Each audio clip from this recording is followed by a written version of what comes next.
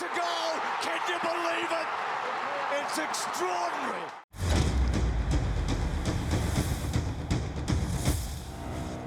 Yeah, sometimes you're the bug and sometimes you're the windshield, and tonight we ended up the windshield, but Wiedemann, when he misses a shot with 30 seconds to go, that's the nature of the game. It's so even and so close, and unfortunately he misses a shot and we get a win.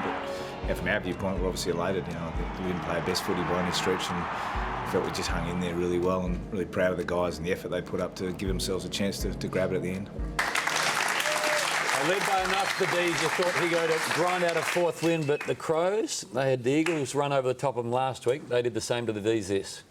Yeah, they did, Haim. It was an interesting game because for much of the first half, particularly the first quarter, Melbourne were playing some really good football and in tough conditions, and it is up there, it's wet and it's slippery. The first quarter saw 10 of the 26 goals for the night, and it was a really good game of footy. Both small forwards were impacting the game at either end. There was clean ball use. Melbourne were transitioning the football really well through the middle of the ground. They were finding targets inside forward 50, which they probably haven't done as well as they would have liked this year. Rory Sloane was the big story in the first half with a hamstring. Oliver got on top early. Bryce Gibbs went to him in the second half and did a relatively good job. Walker and Jenkins got going late.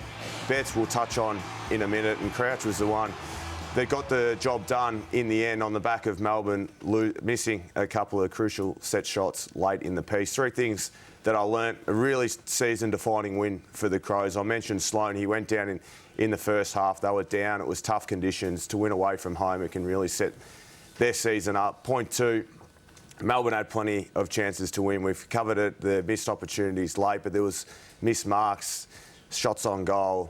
They could have put the game well and truly away in the first half. And Eddie Betts, third thing I learnt, rose to the occasion when it mattered most. And he had an 8-minute patch, Haim, at the end of the game where he had 5 disposals. He kicked this goal. He set up another one. He was assisting. Everything he touched in that 8-minute period in tough, wet conditions turned to absolute gold. And he's getting on his career, but there's moments like this that you can see Eddie playing for us for a couple more years. As a viewer, when he goes anywhere near it, you smile, expecting something good to happen. Well, something does always happen. Yeah. That's the thing. It may be him kicking goals, but it's normally him bringing his teammates into the game. Yeah. Josh Jenkins, I thought he was superb in the second half, and one of the goals that he kicked in the second half, he made something out of nothing, and I thought that was a turning point for. Here's a goal there, just a brilliant goal. Yeah, well, that's what you want from your big key forwards. It's not always kicking the goals, but it's creating opportunity for others and getting involved. They made him go back and bide his time in the sample. He had 5 or 6 weeks there. He came back in. They'd love to see Josh Jenkins play for the remainder of the year because it'll give him the best opportunity to play finals footy. Higo, you mentioned really significant win for the Adelaide Crows. Rory Sloane goes down. They have to do it without him. How much do we learn about that next tier of midfield? Alice Yeoman and then Brad Crouch, who's had 12 months off. Yeah, well, we've spoken a little bit about fulfilling the role when you lose a player to injury, but there's also the leadership experience that you miss when someone like Sloane goes down. There was some great scenes, him on the bench. He was always encouraging. He stayed involved in the game. But that just added to why the win was even more impressive. Almost became an assistant coach, didn't he, while he was out? Yeah, he did. And Don Pike was down there at times as well, and they were chatting about structures and the way that they needed to play, particularly late. He's a star, and it shows why. Yep. Co-captain Tex Skilly kicked his 400th, so he's kicked a lot of goals in his career. Had a bad moment last week, responded, but we've got to work on the high 10. He gets Jordan Gallucci in the face. We'll see another angle. Mamo almost got it stuck in his moustache. Yeah, no, look, he didn't have the best night, Tex, but look, that was one of the good points that he did last night, and they needed him to stand up, and he did. And he did. Stephen May's going to be back for the D's, you'd think, next week. You saw him firsthand yesterday in the VFL, Mick. Yeah, he played really, really well. He was the best backman on the ground. He intercepted at will. He had, I think, 9 marks and second highest possession getter for Casey. So he got through, which is probably the most important thing for Melbourne fans. Didn't get the win, though, so the Werribee Tigers saluted there down at Avalon Airport Oval, Haim. But how did you go? I went okay. Ball in hand, I was a bit rubbery, but we got the bye next week, so a bit of time to tune up. You reckon May's ready to go? May will play, yeah, Queen's birthday Monday. Okay. Best off ground.